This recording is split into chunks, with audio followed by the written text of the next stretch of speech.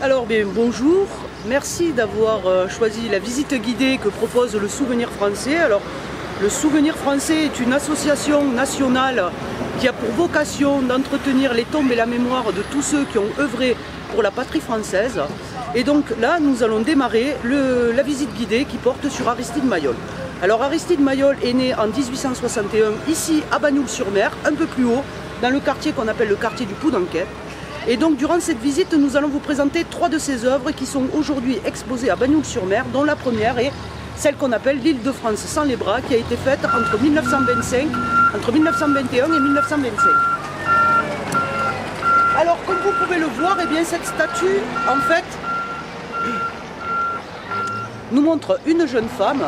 Alors ce qui est intéressant avec cette statue, eh bien, c'est qu'il faut la lire selon un angle de vue baroque.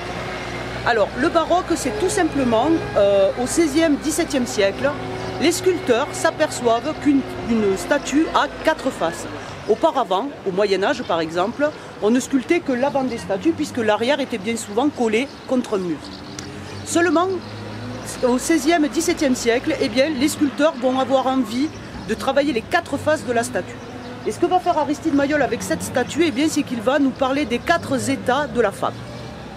Alors lorsqu'on regarde cette statue ici, de face, eh bien on voit quoi? On voit une jeune femme, très fière, très sûre d'elle-même, qui met sa poitrine en avant en un geste de défi. Maintenant, si on se met ici sur le côté,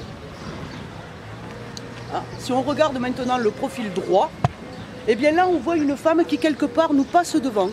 Elle nous snobe, comme si nous n'existions pas. Maintenant, si on se met à l'arrière de la statue, ce qui est important ici dans cette statue, eh bien, c'est le mouvement de la hanche. Vous voyez ce mouvement de la hanche en fait qui crée de l'érotisme et qui focalise le regard sur ses fesses. Et donc là, on a la femme désirable. Et maintenant, si on se met de l'autre côté, eh bien là, on a non pas une femme sûre d'elle-même, mais une jeune fille qui semble s'élancer vers les élans, on va dire, et les premiers émois de l'amour. Donc en fait, quelque part ici, cette statue nous raconte le mystère de la femme pour Aristide Maillol, puisque Aristide Maillol n'a sculpté que 2 hommes dans sa vie. Le premier, c'est le soldat mort que nous allons voir sur le monument aux morts, et le second, c'est une œuvre de jeunesse 1907 qui s'appelle Le Cycliste. Donc tout le travail de Maillol va tourner autour du féminin, de l'idéal féminin et du corps de la femme.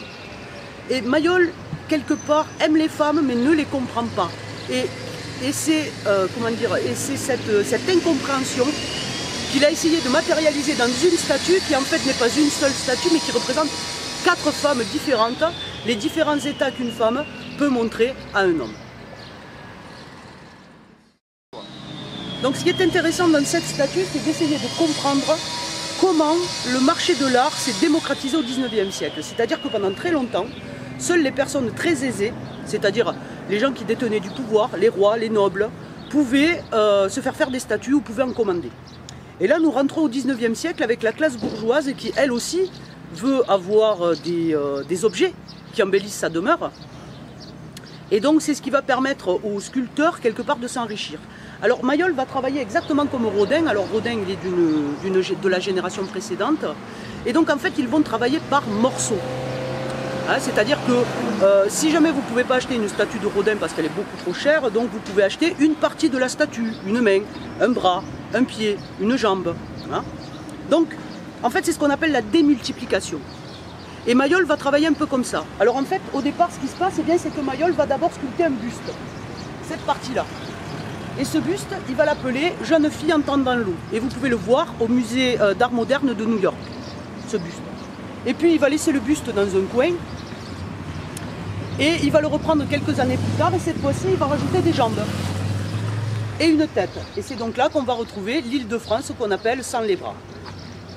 Et puis il va laisser sa statue dans un coin, il va la reprendre quelques temps plus tard, il va enlever les jambes et il va rajouter les bras. Et ça va être l'île de France sans les jambes. Et à la fin, eh bien, il va tout réunir et il va lui mettre à la fois les bras et les jambes, et c'est ce qu'on appelle l'île de France et qui se trouve à Paris.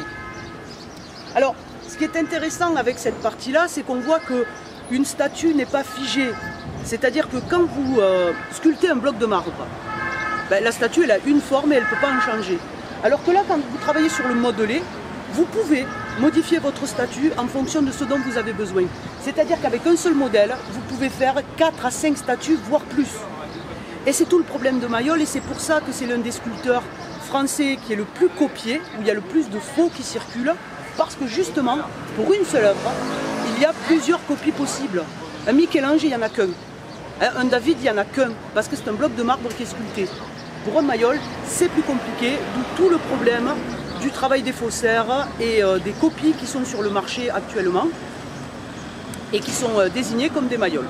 Alors, petite chose, vous regarderez, hein, vous voyez ici le M caractéristique, c'est sa signature, vous avez ici le M d'Aristide Mayol, et vous voyez qu'il est aussi facile à reproduire, donc hélas, il y a sur le marché de l'art beaucoup d'œuvres qui ne sont pas réellement d'Aristide Mayol.